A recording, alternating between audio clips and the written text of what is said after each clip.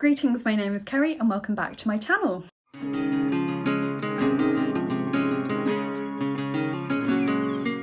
Today I have a review for you and I'm very excited to be talking about this book because I really enjoyed it. So today I'm going to be talking about Wahala by Nikki May. I received a copy of this book from NetGalley in exchange for an honest review, so all thoughts are my own, and thank you very much to NetGalley and to the publisher for providing me with an e-arc of this book. This book is coming out on the 6th of January 2022. I am filming this kind of at the end of 2021, but the plan is that this review will be up around the release date, so hopefully it will encourage you to go out and buy the book right away. And the publisher is Random House. So the synopsis. The book is about three women who are British Nigerian. They are best friends. They are called Ronka, Simi and Boo, and they met at university. They are now in their early 30s and all living in London and all still friends. Their lives and their choices have diverged, but they've stayed really close. Ronka is a dentist. She's been quite successful, has a really good career, but she really wants a husband, and every time she gets a new boyfriend, she struggles to convince her friends that he is not just another deadbeat boyfriend like all the others have been, so she's never found kind of Mr. Right to settle down with. Boo, on the other hand, seems to have everything that Ronka wants. She has a marriage, she has a young child, but she is growing bored with being a stay-at-home mum and is trying to get back into work. But she was quite successful in her field, which was something to do with scientific research. I can't remember exactly what that was, so she's kind of exploring getting back into work, but it's not proving to be quite what she expected. And then Simi is in a career that she loves but is becoming increasingly frustrated with her work because she works in marketing and she's kind of being pushed to do kind of ethnic things by her boss all the time. Her boss describes it as urban chic, and she's getting more and more frustrated with that and the fact that she and her husband are split between two different continents at this point because of work. So they all have their successes and they all have their struggles and they support each other through them. And then into the mix comes Isabel, who is an old school friend of Simi's. She is glamorous and snarky and seems to be determined to help them improve their lives, but then as time goes on, they're not sure if what she's suggesting is really going to help them or harm them. And the question is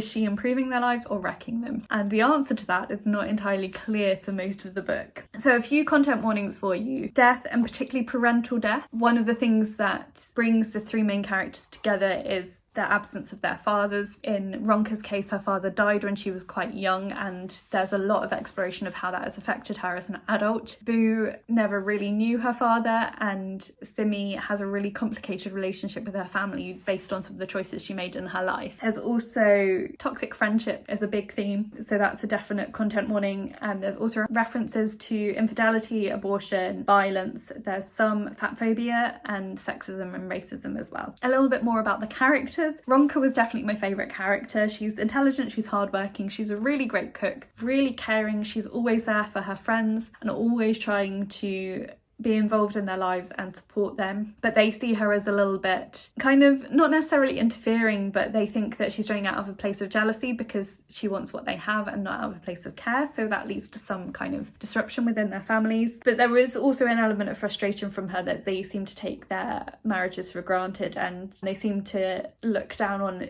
whoever the latest guy that she brings home is, so her current relationship comes under a lot of scrutiny from them. Boo is a really interesting character because on the face of it she seems to have everything that she's ever wanted, but actually she's trying to figure out if it really is what she's wanted all along or not, and trying to work through some of that. So she's getting more and more frustrated with her relationship with her husband and her daughter, and she loves them but she's also bored and wants to have new challenges and feel like she's actually wanted somewhere, which she doesn't always feel in her family. Simi finally feels like she's progressing in her career but has kind of hit a bit of a pause in her marriage because she and her husband are across two different continents. They're not entirely sure that they're on the same page about what they want from their marriage anymore. She also has a complicated relationship with her family because of some decisions she made when she was younger that her parents don't approve of, but then they're quite happy to ask some money from her. So she has, this really complicated setup with her family, and they're really fascinating characters and all really likeable and really relatable. To go into a bit more detail about my thoughts, as I say, I really loved this book. I thought thought all three of these main characters were really distinct, really well drawn out, and all very likeable. I was rooting for them the whole way through, even when they were making some really questionable choices. Part of me was like, why are you doing this to yourself? And really hoping that they'd see the error of their ways and like start to course correct a bit. And so I was really rooting for them the whole time to try and like to figure out what was going on. Isabel was such an interesting element to throw into that. She was a fascinating character. I'll talk about her a little bit more in a minute.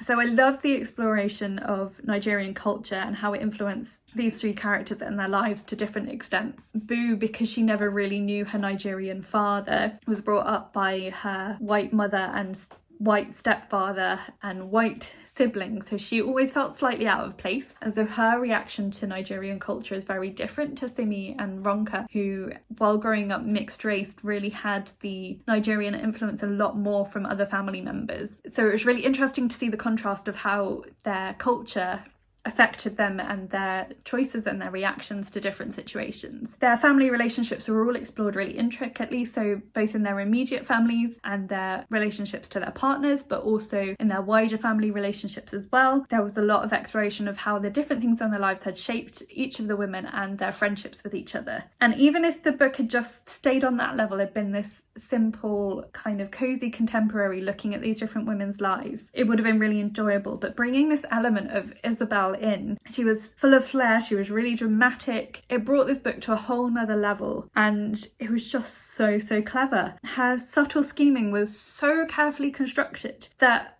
I was questioning her motives the whole way through. It's like I couldn't tell if she actually really cared about these other three women or if she was just trying to disrupt things for them. And I thought it was so brilliantly done, because most of the way through the book I didn't know what her goal was. I didn't know whether she was really trying to be friends to these women or like trying to be important in their lives, or if there was something else going on. And there was kind of this tense, sinister undertone that you just didn't know what was going to happen or where it was going to go. Yeah, I just thought it was so clever.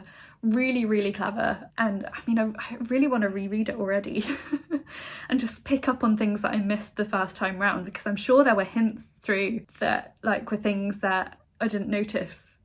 Yeah, so I definitely want to reread it. What I thought was a really lovely touch as well, I mentioned Ronka's a really good cook and she loves cooking for her friends and family, and at the end of the book there were several of her favourite recipes included, which I thought was really lovely. I don't know if I'd be any good at making Nigerian food, but I would really like to try at some point.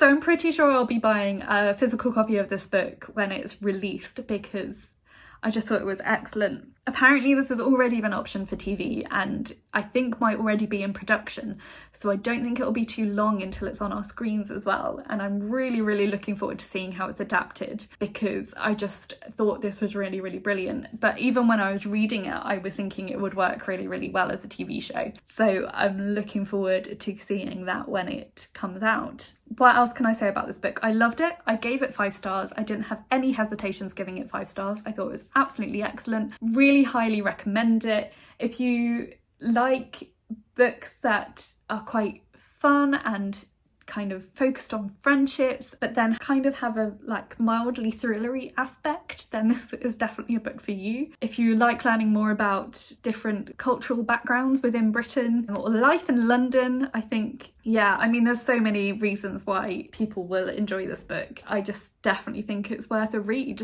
It's out on the 6th of January. Hopefully you're watching this around the time of its release date, so you can either go and pre-order it if it's not quite out yet, or go buy it and read it, because it is worth it. I thought it was really excellent and I am really looking forward to rereading it. Let me know if you have read this book already, what you thought of it, or if you think you might want to read it. Let me know if you know of other books on similar themes or with similar kind of types of characters that you think I might enjoy. Or if you just want to let me know that you've been here, leave me a food emoji, because food is a really important theme in the book. It's something that Ronka really loves. So leave me a food emoji in the comments. You can also like this video if you liked it and subscribe if you haven't already, and you can also follow me on my social media. All that information is listed for you in the description box below. But that's it for today, so thank you so much for watching and I'll talk to you again soon. Bye!